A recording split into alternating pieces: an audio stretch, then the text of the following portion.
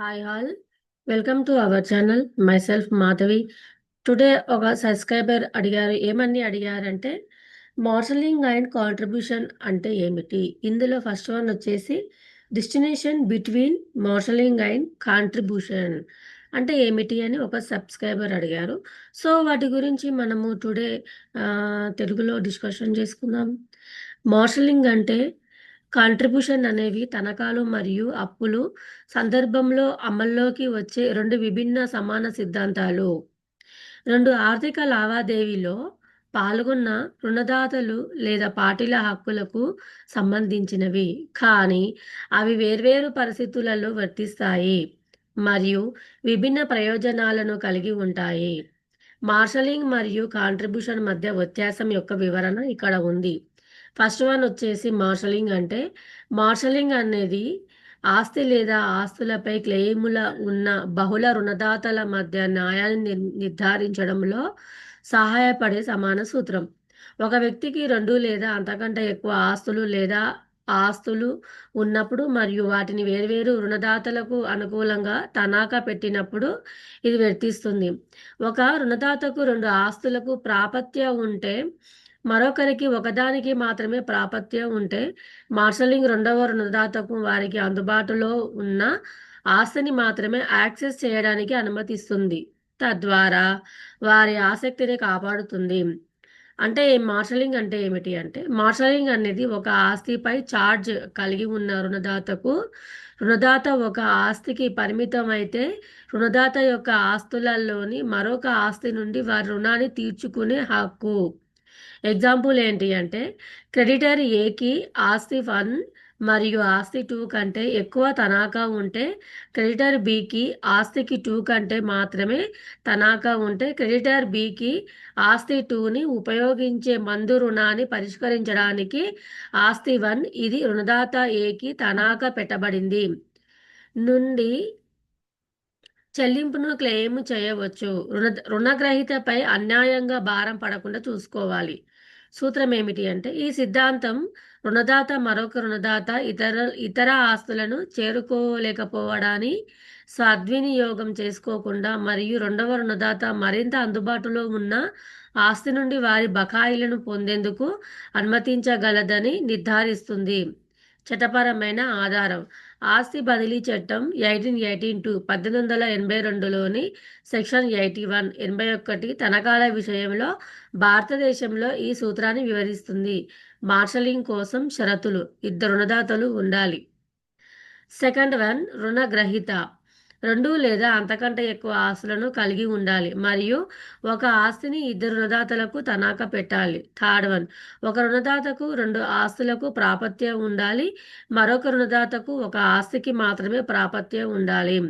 Fourth one, తనఖాకు సంబంధించిన ఆస్తి రెండవ రుణదాత యొక్క రుణాన్ని తీర్చడానికి సరిపోనప్పుడు ఈ సిద్ధాంతం వర్తిస్తుంది. సెకండ్ వన్, సహకారం అంటే ఇతరుల తరపున రుణం చెల్లించిన వ్యక్తి లేదా దానిలో కొంత భాగాన్ని రుణానికి సమానంగా బాధ్యత వహిస్తే ఇతర వ్యక్తుల నుండి తమాషా వాటాను పొందే హక్కును సూచిస్తుంది. నిర్వచనం ఏమిటి అంటే, రుణగ్రహీత ఇతర రుణగ్రహీతల నుండి ఉమ్మడి బాధ్యత లేదా రుణం కోసం చెల్లించిన మొత్తంలో తమాషా వాటాని క్లెయిమ్ చేయడానికి సహకారం హక్కు. ఉదాహరణ, వ్యక్తి ఏ, వ్యక్తి బి ఇద్దరు ఉన్నారనుకున్న. వ్యక్తి ఏ ఉన్నారు, వ్యక్తి బి ఉన్నారు, వ్యక్తి సి ఉన్నారు. వీళ్ళు సంయుక్తంగా 30,000 రుణం కలిగి ఉంటే మరియు ఏ అనే వ్యక్తి పూర్తి మొత్తాన్ని చెల్లిస్తే ఏ అనే వ్యక్తి, బి వ్యక్తి మరియు వ్యక్తి సి ఇద్దరి నుండి అనుపాత వాటాను 10,000 రూపాయలు క్లెయిమ్ చేయవచ్చు.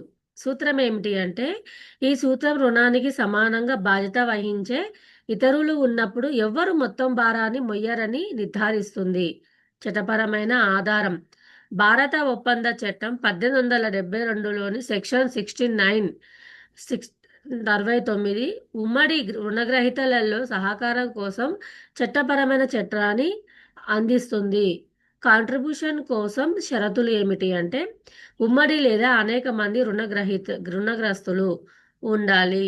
అంటే ఒకే రుణానికి ఒకరి కంటే ఎక్కువ మంది వ్యక్తులు బాధ్యత వహించాలి. సెకండ్ వన్, ఒక వ్యక్తి చెల్లింపుదారు రుణాన్ని పూర్తిగా చెల్లించాడు పాక్షికంగా లేదా పూర్తిగా. థర్డ్ వన్, చెల్లింపుదారు రుణంలో వారి వాటా కోసం ఇతర రుణగ్రస్తుల నుండి సహకారాన్ని క్లెయిమ్ చేయవచ్చు. మార్షలింగ్ మరియు సహకారం మధ్య కీలక తేడాలు. కోణం, మార్షలింగ్, కాంట్రిబ్యూషన్. కోణం, బహుళ రుణదాతలు మరియు ఒకటి కంటే ఎక్కువ ఆస్తి ఉన్న రుణగ్రహీతల సందర్భంలో వర్తిస్తుంది. మార్షలింగ్, ఉమ్మడి రుణగ్రహీతలు లేదా ఉమ్మడి రుణగ్రహీతల సందర్భంలో వర్తిస్తుంది. కాంట్రిబ్యూషన్ ఏమీ లేదు. కోణం, ఉద్దేశం, రుణగ్రహీత యొక్క ఇతర ఆస్తుల నుండి వారి రుణాన్ని క్లెయిమ్ చేయడానికి రుణదాతని అనుమతించడం ద్వారా రుణగ్రహీతల మధ్య న్యాయాన్ని నిర్ధారించడం. మార్షలింగ్, రుణం చెల్లించిన వ్యక్తి ఇతరులు చెల్లించాల్సిన వాటాను తిరిగి పొందేందుకు అనుమతించడం ద్వారా రుణగ్రహీతల మధ్య న్యాయాన్ని నిర్ధారించడం. కాంట్రిబ్యూషన్ ఏమీ లేదు. కోణం, రుణగ్ర ఉదాహరణ మార్షలింగ్, రుణగ్రహీత యొక్క రెండు ఆస్తులకు ప్రాపత్యం ఉన్న రుణగ్రహీత రెండవ ఆస్తిని ఉపయోగించి ఒకదాన్ని మాత్రమే యాక్సెస్ చేయగల రుణగ్రహీత యొక్క రుణాన్ని తీర్చగలడు. కాంట్రిబ్యూషన్, మొత్తం రుణాన్ని చెల్లించే సహరుణ గ్రహీత ఇతర సహరుణ గ్రహీతల నుండి అనుపాత వాటాను క్లెయిమ్ చేస్తాడు. కోణం, చట్టపరమైన ఆధారం. మార్షలింగ్, ఆస్తి బదిలీ చట్టం 1882 1882లోని సెక్షన్ 81 సెక్షన్ 81 తనఖాల విషయంలో. కాంట్రిబ్యూషన్, భారత కాంట్రాక్ట్ చట్టం 1872 1872లోని సెక్షన్ 69 69 జోయి విషయంలో ఎంటి తప్పులు. కోణం, ఆస్తికి సంబంధం. మార్షలింగ్, రుణదాతలకు తనఖా పెట్టిన విభిన్న ఆస్తులకు హక్కులను కలిగి ఉంటుంది.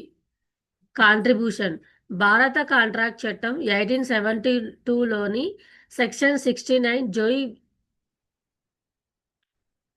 కోణం సారీ అండి కోణం ఏమిటి అంటే ఆస్తికి సంబంధం. మార్షలింగ్, రుణదాతలకు తనఖా పెట్టిన విభిన్న ఆస్తులకు హక్కులను కలిగి ఉంటుంది. కాంట్రిబ్యూషన్ ఏమిటి అంటే భాగస్వామ్య రుణానికి సంబంధించి బహుళ రుణగ్రహీతల బాధ్యతలను కలిగి ఉంటుంది. కోణం ఏమిటి అంటే సిద్ధాంతం రకం. మార్షలింగ్, తనఖాలు మరియు ఆస్తికి వర్తించే సమాన సిద్ధాంతం. కాంట్రిబ్యూషన్, ఉమ్మడి బాధ్యత మరియు హక్కులకు వర్తించే సమాన సిద్ధాంతం.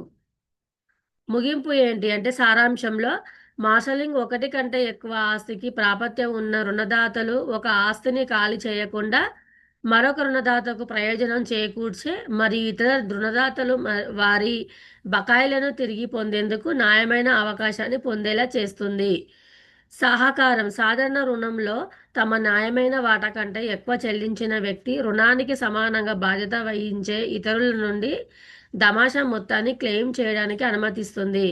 రెండు సిద్ధాంతాలు ఆర్థిక లావాదేవీలలో న్యాయం మరియు సమానతని నిర్వహించడం లక్ష్యంగా పెట్టుకుంటాయి. ఏ పక్షం అన్యాయంగా భారం పడకుండా చూసుకోవాలి. హాయ్ వ్యూయర్స్, మీకు వీడియో నచ్చినట్లయితే like and share and subscribe చేయండి.